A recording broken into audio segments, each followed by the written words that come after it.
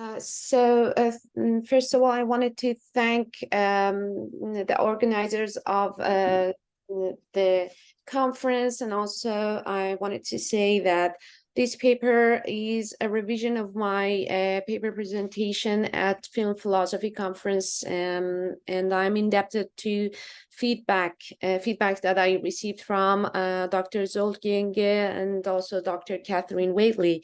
So with that, I would start my presentation.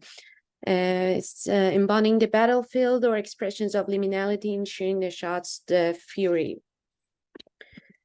In Shirin Neshat'S two-channel video installations, Iranian women embody, as Neshat calls, a battlefield entangled within a heteronormative and Orientalist rhetoric. On opposite walls, two simultaneous video streams situate the traditional viewer in between the clash of narratives about either the Orient and the West, or male and female relationship. Consequently, intermediality appears to affect the viewer's approach to screen content. By focusing on the off-screen or viewing spaces in moving image installations, I argue that the sensory spatial experience of viewing has the capacity to extend medium specificity. It is worthwhile to consider spatial distractions when interpreting multimodal artworks of exiled artists, because the off-screen space can paradoxically bring the spectator closer to the experience of residents of borderlands, immigrants, exiled people, and, in a nutshell, threshold dwellers. When the viewing space becomes a literal and figurative threshold, intermediality creates a sensory spatial experience of liminality or in-betweenness. In this sense, intermediality allows us to discuss how liminality, as the least tactile imagery, can become sensible to the spectator, who experiences the bewilderment of it when the extradiegetic space of perception contributes just as much to the making meaning process as the moving picture itself. Intermediality always challenges the viewer's approach to the process of making meaning. It is, however, a productive challenge in that it prompts a fair conversation between the viewer and the artwork. To explain better, I draw on the phenomenological analogy by the Belgian-born French linguist and psychoanalyst Luce Irigaray, when she describes the gist of a fair conversation. In J'aime à toi, or I love to you, Irigaray suggests that in the same way that breathing is essential to life, an equitable lifelong conversation needs to incarnate the interval between inhaling, which implies silence listening, and exhaling, which allows speaking. Assisting silence in its vital role, Irigaray writes, quote, listening to the other, sparing them some silent time, is respecting their breath too, end of quote. As for speaking, Irigaray adds, quote, this speech also remains tactile, end of quote, because this tactile speech, I paraphrase, describes a reality that cannot be reduced to a transcendental truth or a pre-coded meaning. Irigaray's call for a gender-biased syntax perceives speech as part of a dialogical space with a lived and bodily dimension. Here, a sensual grammar undercuts the familiar verbal textual grammar. It is through this haptic grammar, if I could call, that we can communicate with a multimodal artwork, and through the same grammar, we can perceive the off-screen space like the invisible and largely ignored element of oxygen needed for breathing. Multimodal artworks by Iranian-born American artist Shirin Neshat offer significant potential to explore this embodied communication. Through a mosaic of media, Neshat showcases ways to breathe in and out with a foreigner as she blends various contexts with the experience of reading, listening, perceiving, and also physically moving around each of her artworks.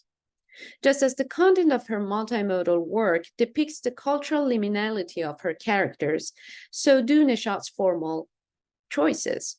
The fragmentary use of media, or as Dr. Patel would call the remediation, makes the narrative itself an in-between artifact that challenges unified or linear interpretation. You might ask if there is a reason for such an elitist selection, and my answer is yes. Visual experimental arts of emigre artists cannot reach a large audience. Same goes with their poignant narratives and life experiences. In a short article in 2006 about representation of Iranian immigrants in Western mainstream media, the Iranian filmmaker and cartoonist Marjan Satrapi amplifies the matter with sarcasm. She says, "By the way of flattery, we are told that we are Persians and that Persia was a great empire. Otherwise, we are Iranians. The Persians are in Montesquieu's writings, in Delacroix's paintings, and they smoke opium with Victor Hugo. But as for Iranians, they take Americans hostages, they detonate bombs, and they are pissed at the West. They were discovered after the 1979 revolution," end of quote. Therefore, if Iranian women's feminist movements and their long-standing protests against gender apartheid appear unfamiliar, it is because of the reluctance of mainstream media that silence women's pleas. Hence, my attention to Neshat'S artwork.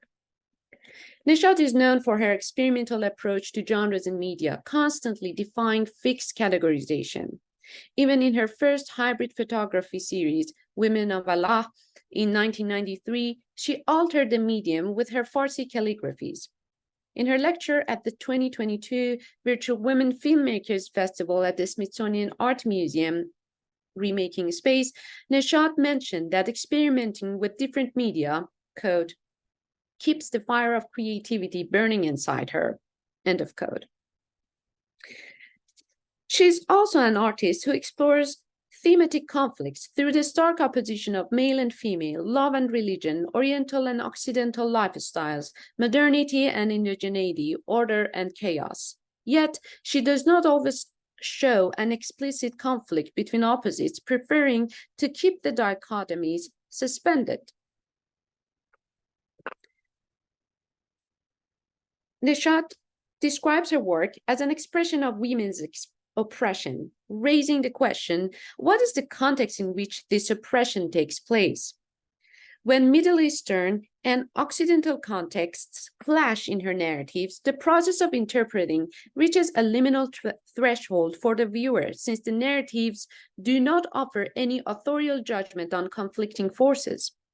According to Vivian Sobchak, when the context is blurred, the moving image points at the eye's address. This is when the interpretation concerns the spectator's situatedness and power of perspective. When discussing intermediality, the question of power raises the issue of whose perspective is being considered. My own perspective on Neshat'S exploration of Iranian feminine identity in the US reveals an intriguing recurrence among her female protagonists. As an informed viewer, if I could call myself, thinking back to Neshat'S appearance on the screen in her first two-channel video installation, Soliloquy, and the enigmatic feminine personas in her first feature film, Women Without Men, and her other video installations, I'm constantly reminded of the figure of the Sphinx in Greco-Roman mythology and its Iranian equivalent, Simorgh. These mystical creatures manage to rise from the ashes. They are risk-taking liminal creatures who do not belong to any category and who are always asking challenging questions. Indeed, intermediality is a way to reflect on a chimeric context that Neshat was dealing with as a self-exiled artist. On the one hand, the manifestation of feminine figures that Neshat calls, quote-unquote, her own reflections, are an expression of Neshat's experience as an Iranian in the diaspora since 1974. On the other hand, her art expression extends beyond her own contexts, involving the current context of the viewer. providing a single subjective perspective with two assumed oppositional contexts, namely her home country, Iran, and the US, leaves the artist with a hermeneutic challenge of explaining to American audiences both an unattended life experience in Iran and her inner liminal state as an Iranian in the diaspora. She relies on intermediality to bring her audience physically into her own cultural liminality. Neshat'S recent exhibition, The Fury, comprises a hybrid series of photographs and a two-channel video installation. At the entrance of the Gladstone Gallery, the dreamy voice of Tunisian artist Emel Mathlouthi greets visitors. لو كنت مغمض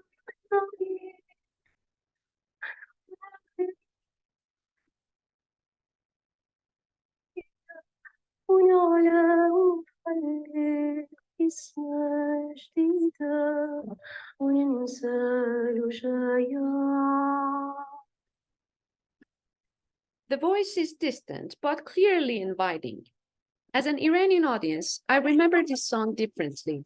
It was originally composed by Anushiravan Rohani in 1969 for the Iranian film Sultan Qalbha, meaning the King of Hearts.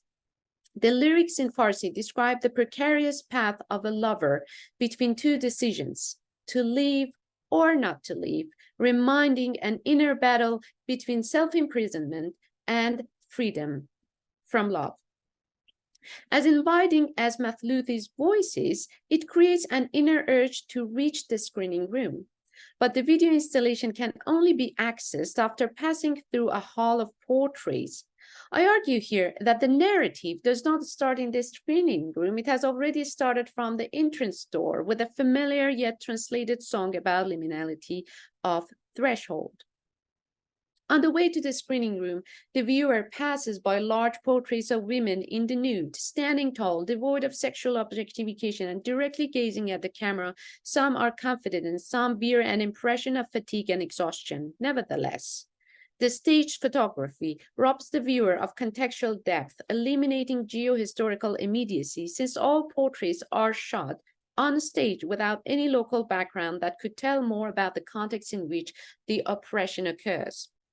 A careful focus on women's faces and bodies covered with Farsi calligraphy implies that the first-person narrative addresses a world that might or might not be able to comprehend it.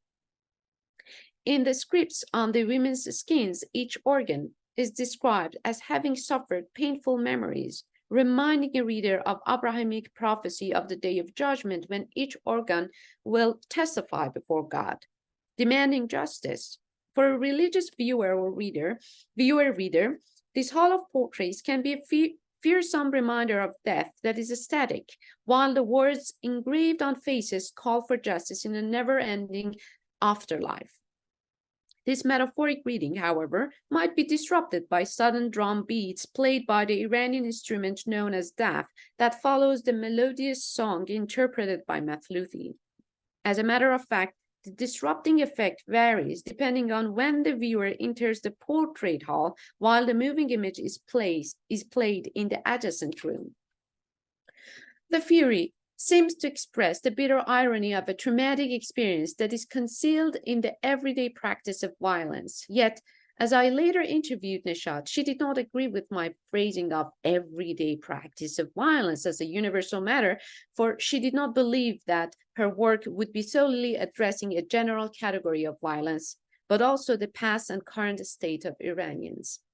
For Neshat'S, the Orientalist perception is an ongoing and fatigueless power dynamic, and its ephemeral resurfacing in the everyday news is not diminishing in any sense. Thus, the dreamlike representation of oppression is both evocative of a distant past and today, as it occurs on the grounds of metaphoric cliché that divide the Middle East from the West. In this case, Neshat'S video installation provides a sensory spatial experience for viewers, be they Iranians in the diaspora or outsider viewers, to reincarnate the feeling of being in between two forces that impose a hierarchical perspective on an individual. the conflict of context, the location where the art is exhibited, and the viewer's contextual and cultural background, or in one word, subjective point, or in one expression, subjective points of perception are all significant factors in creating associations of meaning and nuances in understanding the visual language of binary in these images. What might be similar to all viewers is that the spectator's traditional role is disrupted by various levels of suspension. For example, these calligraphies not just elongates the audience's impatience for reaching the screening room, but also change visitors' role from a viewer to a reader. In front of her photography, we become a viewer reader, yet it is not a comfortable viewing reading. For me, whenever I'm drawn to a visual or textual detail, the direct gaze of the photographed person throws me off guard. I feel an oscillation that makes me physically meander about the portrait. Originally, this Persian word meander is made up of mian, meaning within and between, and darre, meaning valley. So by meandering about this artwork, I see myself as a river that flows in between the valley of meanings. I can read Farsi, but does it mean that my situatedness affects my interpretation of Neshat'S work? Yes and no. The letters on naked skin make these photographs a multi-layered statement, but at times the lettering that covers the skin becomes barely legible, even for an Iranian reader. Any viewer might ask why Neshat prefers to keep these binaries suspended not just inwardly inside the narrative, but also outwardly in the space of exhibition. One way of thinking about it is that Neshat is as much a viewer and interpreter as her own audience, because it is difficult to express and articulate being an Iranian woman in diaspora. The black box installation, Lotsip, with two opposite walls at the right and left side of a single row of benches, screening a 15-minute moving picture titled The Fury.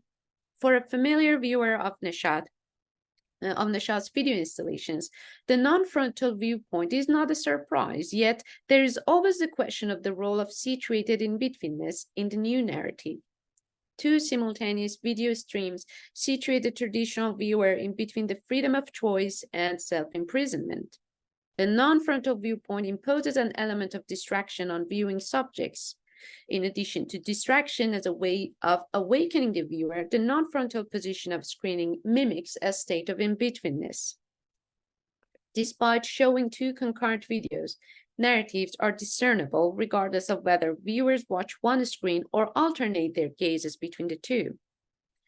Three of Neshat'S video installations, including The Fury, Fervor, and Turbulent, captivate me with the way the protagonist's gaze sometimes lead the viewer to the opposite screen.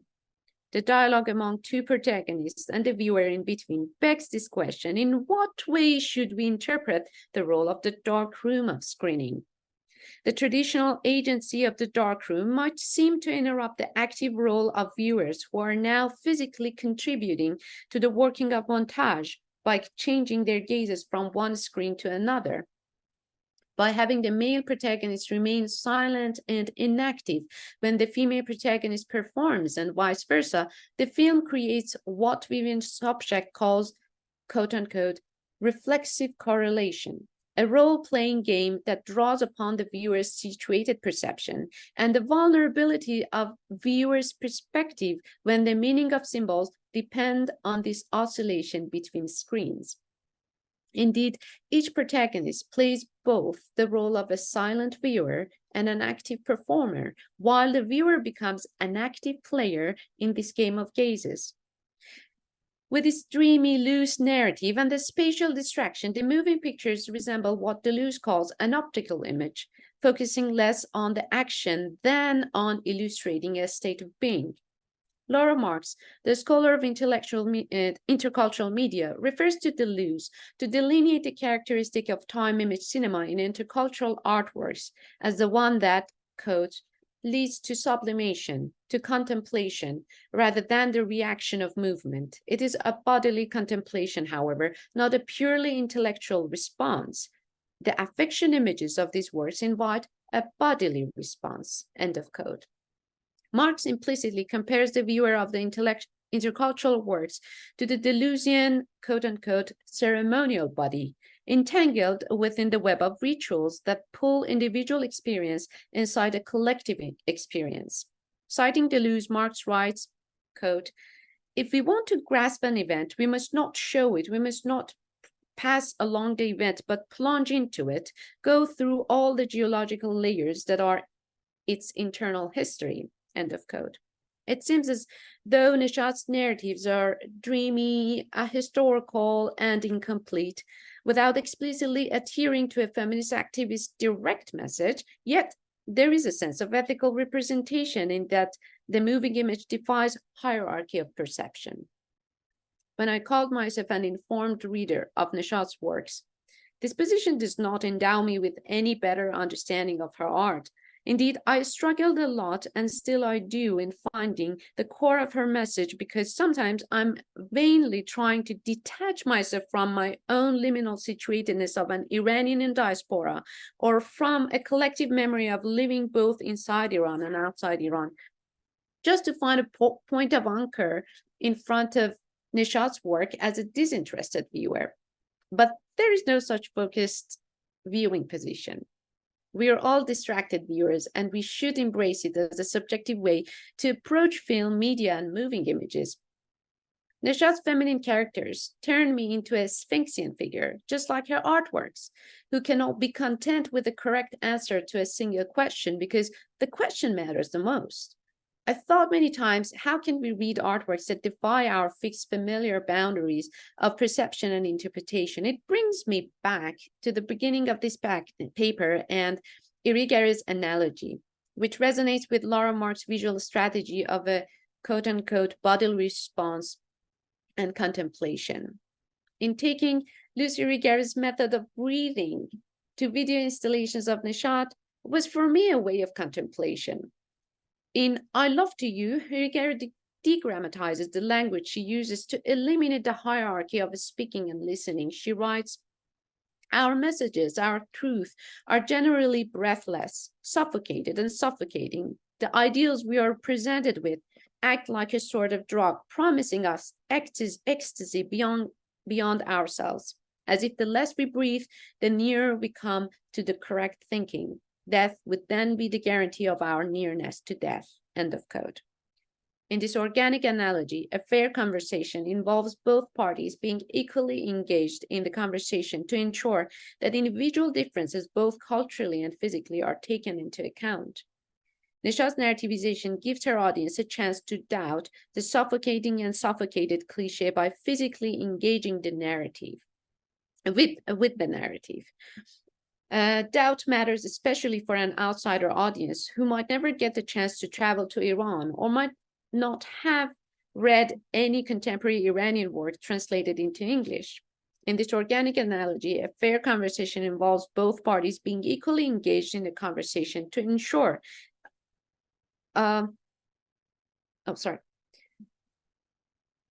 It is not wrong then to say that Neshat gives us a sense of liminality as she experiments with new materials that are unfamiliar to her, but also materials that surround her and her audience, like the oxygen that is required for breathing with the foreigner inside us. Thank you.